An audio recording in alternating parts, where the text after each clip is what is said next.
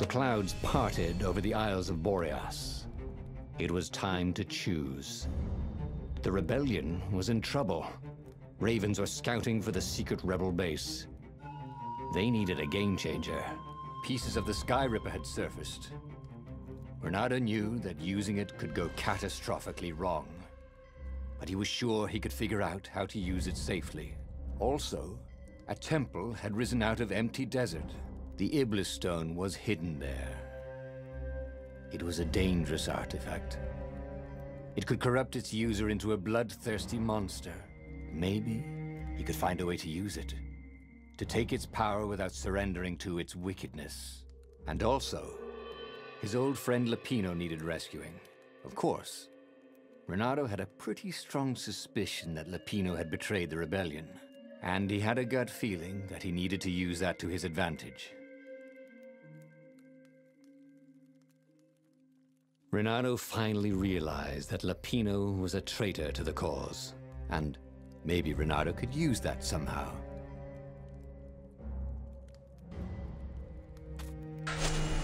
Ah, Lapino. Apparently, the Mad Rabbit had sold a Pegasus that he did not exactly own. Lapino always wiggled out of trouble, given time.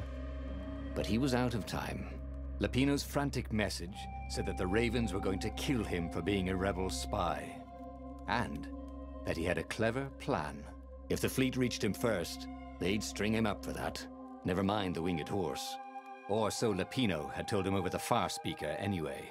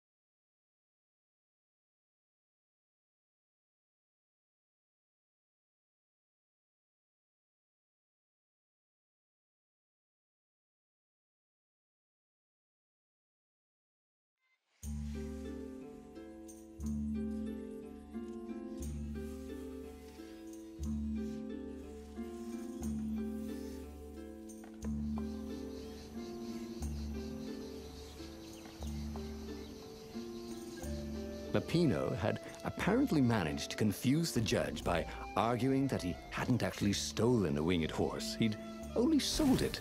But wait, where was the prison? The village was empty. Had everybody fled the Ravens?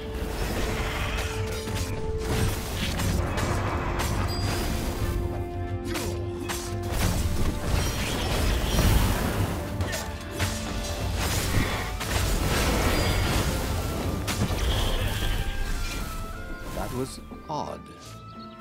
Reynardo had been here, at this exact place, at this exact time. But this time, there were so many more Ravens.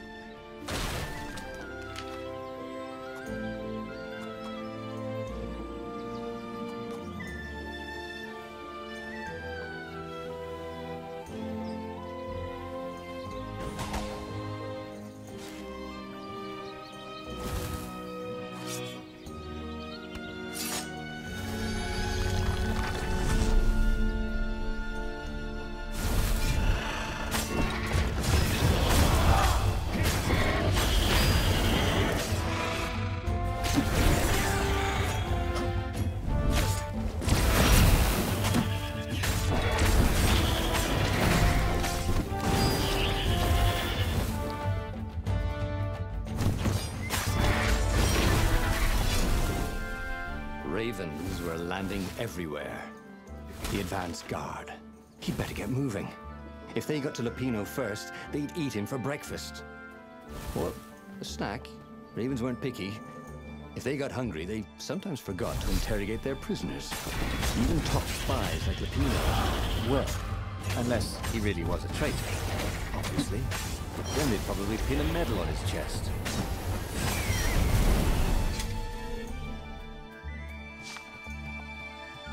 Lapino would betray him. But now Reynardo knew that. What would Lapino do if he knew that Pino was going to betray him? Well, he'd concoct some crazy scheme, wouldn't he? That used Lapino's betrayal against him and it would blow up in space. Maybe he was overthinking this. Dirty and bloody, Reynardo finally reached Lapino. The rabbit was practicing his shuffle. Reynardo recognized the cards. It was Lapino's favorite deck. Oh, I thought you were in danger. I am. The ravens are coming. Oh, the prison thing. Right, yeah, see, this guard owed me 53 ducats, so we made a deal. They're very reasonable people, actually, for weasels. Now, I got a brilliant plan to kidnap Zenobia. We capture Zenobia, we find out what she knows. And that's the whole war right there. Easy peasy, lemon squeezy. Capture the Emperor's greatest general, who happened to also be a deadly sorcerer, and, oh, his only daughter? That would be worth it. And it would be nice to see her. He'd always had a soft spot for her. And he felt sure she had one for him. On the other hand, he could still get to the core of the Sky Ripper, even if he couldn't get the whole thing. It must have great power. To make the Sky Ripper, the Transcendent Emperor had wrapped an armature around the eye of a god. Reynardo had already let that armature slip away to save Lapino's life. But even its core, the eye torn from a god, surely they could fashion a great weapon from that. The core of the Sky Ripper? Lapino's excited. That's an actual thing that we could just go and get. You've been busy. He sure had. Reynardo told him all the things he'd been up to. Soon they got to talking about old times, about wages they'd won and lost, and scrapes they'd barely got out of. It was good to be back with his friend. True, the core was capable of terrible, uncontrollable destruction. But this time, he was sure it would work great.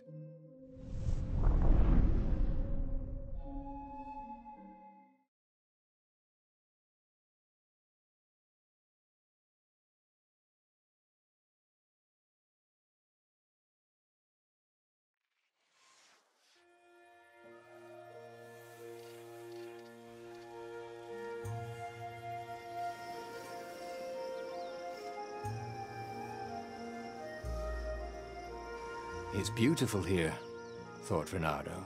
It was nice to be back with his old war buddy. All right, Lapino was a traitor. But still, he was good company.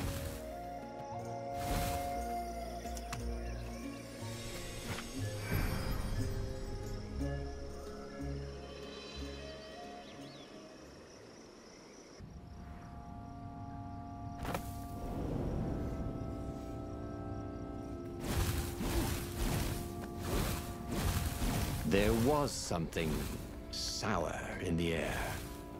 Like the earth had ruptured over something that had been fermenting for a very long time.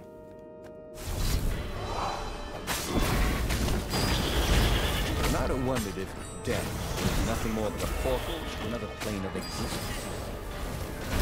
He didn't particularly want to find out.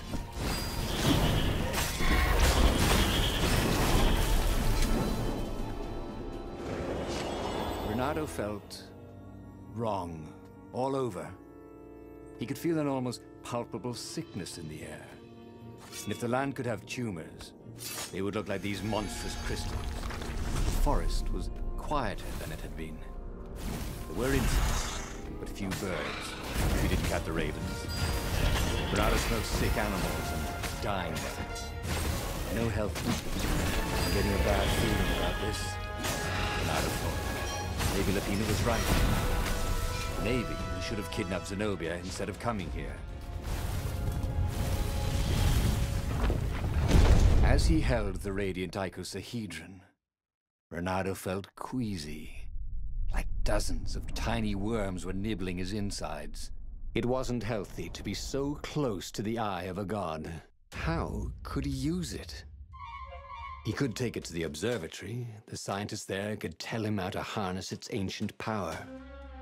But honestly, Reynardo ached to get away from it. He brought the core back with him to the Farfarer. But honestly, Reynardo ached to be rid of it. Tell you what, said Lupino. I'll take it to the observatory. You attack the Imperial Outpost. The Imperial Outpost was a vital communications node. Taking it could shatter the Empire's ability to coordinate. And it would be full of secret plans and maps and maybe even rebel prisoners. It was a good target for a hero like Reynardo. But what if Lupino lost the core to the Empire? That could be a good thing, couldn't it? Was Reynardo ready to take that risk? Maybe it was better if he brought the core to the scientists himself.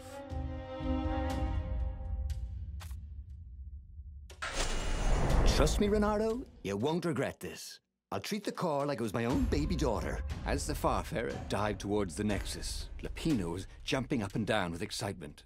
"Stop rabbiting around," Reynardo said.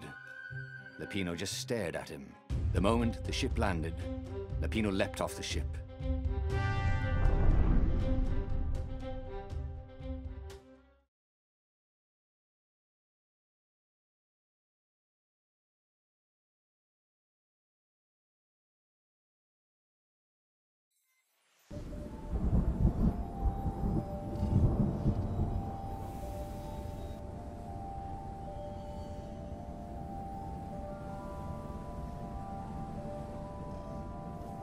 As Lupino vanished into the wilds of the Nexus, Reynardo vaguely remembered Lupino had a baby daughter, didn't he?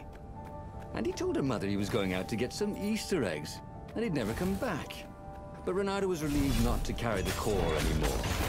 He was already feeling better. And who knows, maybe this time Lupino would get it right. And if Reynardo could take the outpost, he'd have access to all the Empire's communications in the sector. Right?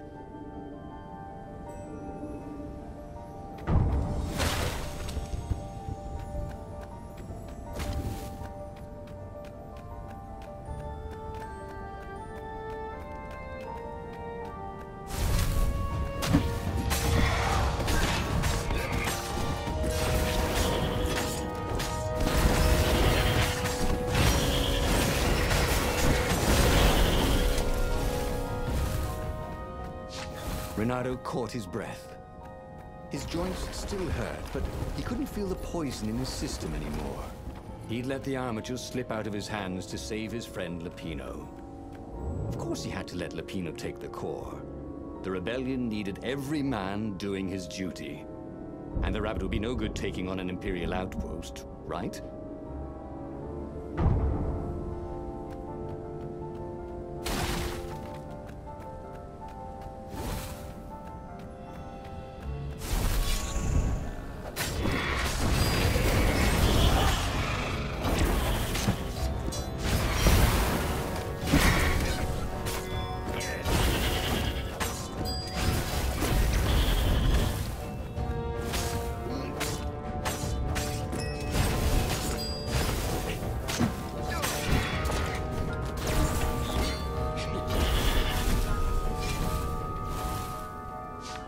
Reynardo took the outpost with a song in his heart.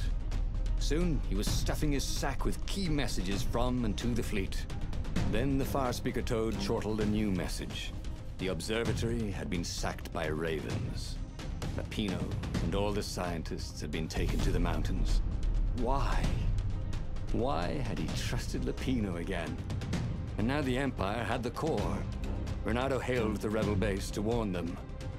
But their far speaker didn't crowd back. Was the base under attack too? Lupino would have to wait. The core would have to wait. Reynardo had a very bad feeling that something was going terribly wrong at the rebel base. Its location was secret, but secrets can be discovered.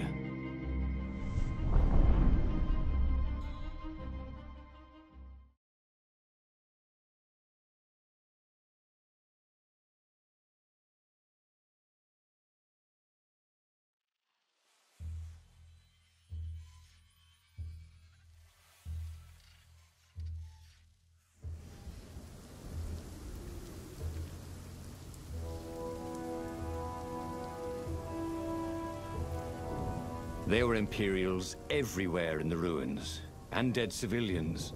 The Ravens were killing everything in sight. Reynardo was relieved to see no rebels among the dead. Maybe the secret base was still secret, but there were huge burn marks in buildings. What monstrous weapon was the Empire using here? The core had great power, but they harnessed it somehow, even though they didn't have the armature.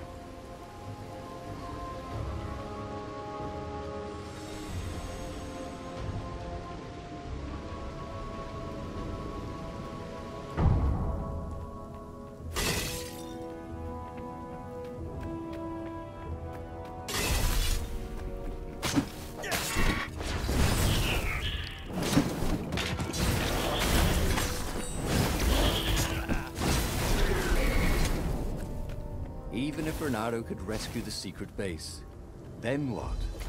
Without the Sky River, they'd still lose the final battle. One of these days, I'm really going to have to start thinking things through.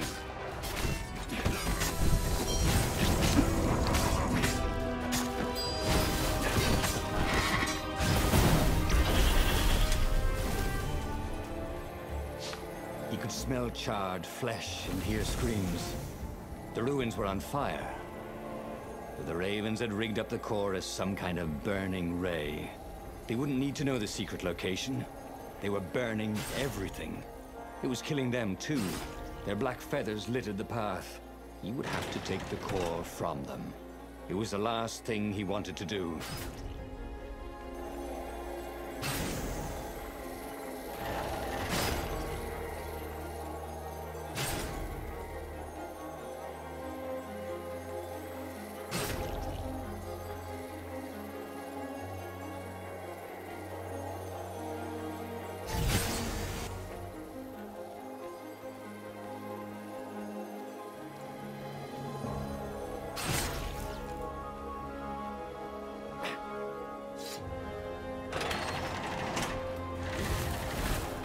The rebel base seemed quiet.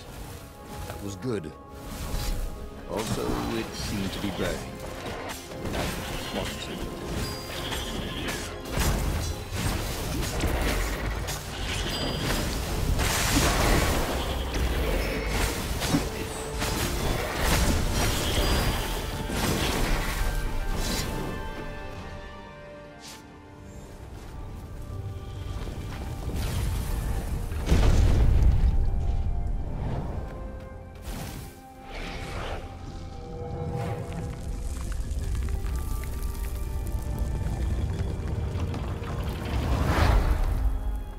As the last Raven fell, Reynardo felt worse than he ever had. The core was killing him, again. The council members cautiously came out into the smoke. "You saved us," croaked the speaker. They would put the weaponized core deep in a cavern, she promised, where its poison could harm no one. They would heal him if they could, she said. No, it's a weapon now. We need one. I'll lead the charge. "It will kill you," croaked the speaker. "I guess it already has," Reynardo said. She bobbed her head gravely. "When all this is over," she said, "we'll name our new capital city for you." He flew towards the Imperial fleet, a myriad ships in disciplined formation, waiting for the signal to destroy the rebellion forever. Behind him, the rebels were charging. If he failed, they would die. And so the final battle began.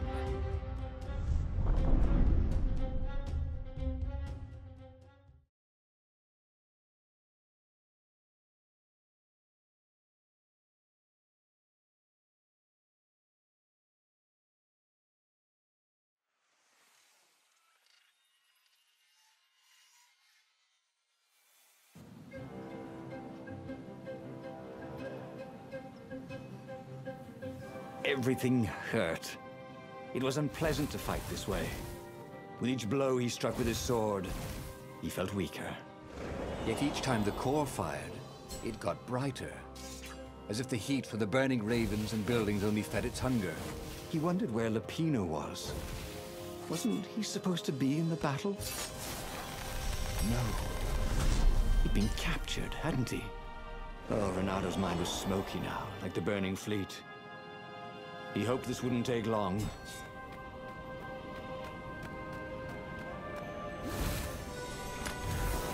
This chest was filled with old concert t-shirts. And something useful.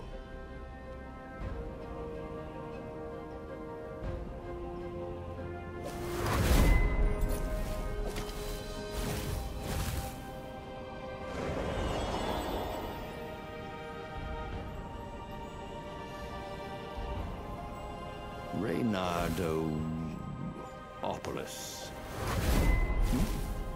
Vulpus Major? Lando Nardo. If you're going to name a capital city after him, well, just wished he had a better name. Where was Lupino? He missed Lupino's bitter outbursts. Or did he? Lupino had gotten him into this mess, hadn't he? There was a wonderful weapon, swept fire across the fleet. Ravens exploded in its gaze, and with every heartbeat it grew brighter. He would die. But he would die every inch a hero. Spectacularly, changing history like the legendary heroes of lore. Or was it yore? No, he couldn't remember anymore.